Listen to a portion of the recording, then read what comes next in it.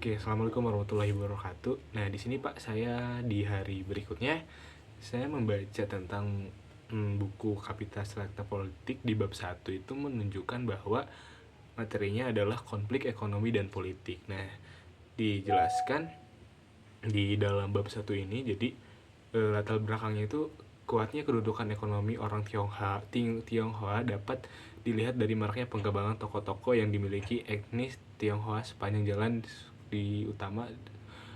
terutama di seluruh kota-kota yang ada di Indonesia. Nah, jadi berdasarkan kecenderungan ini, maka pemerintah itu memanfaatkan orang-orang Tionghoa untuk menarik investor asing. Nah, jadi sikap pemerintah di sini itu berpihak pada pengusaha Tionghoa yang berlanjut dalam bentuk kerjasama ekonomi yang saling menguntungkan. Nah, benar juga di sini harusnya pemerintah tuh bagus juga Pak kalau menurut saya. Jadi dengan mengajaknya kerjasama dengan pengusaha Tionghoa ini dapat menarik inspektor asing untuk berinvestasi di Indonesia begitu.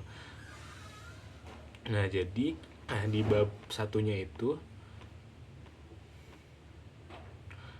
ini ada pendekatan tentang behavioralis. Nah, jadi perkembangan pendekatan ini semakin pesat seiring dengan pencapaian statusnya sebagai suatu pendekatan dalam studi politik. Ada banyak tokoh yang terkenal di dalam bidang ini.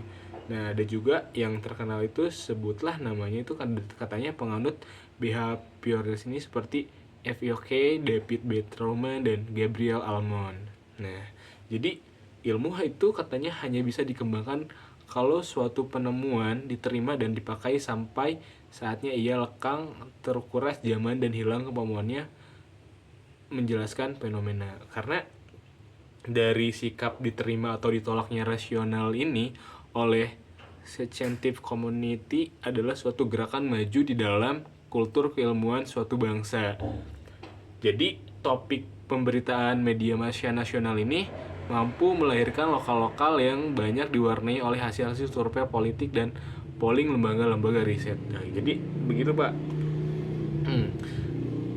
Jadi kalau misalkan kita ingin melihat ciri utama dari pendekatan ini adalah melihat perilaku individu yang bisa diteramati dengan mata telanjang dan kemudian mengambil kesimpulan umum dari sampel yang sudah diambil gitu.